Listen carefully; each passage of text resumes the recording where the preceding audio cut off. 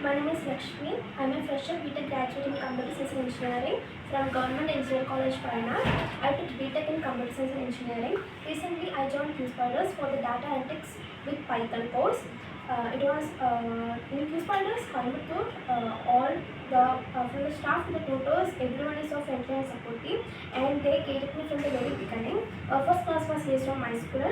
It was taken by Sai sir, and he was also so friendly, and he took basics of my school from A to Z in a slow-paced manner, and also we had sections to avoid stage fear, etc.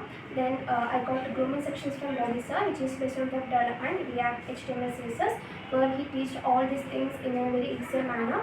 Then I had Python class from Avinashi sir, and he was also very friendly, and he was very motivating, and he talked from very beginning by making sure that each and every person is getting their point very quickly, and overall and the staff, they are very friendly and very supportive, guiding to each and every step in an easy way without causing any interruptions or difficulties.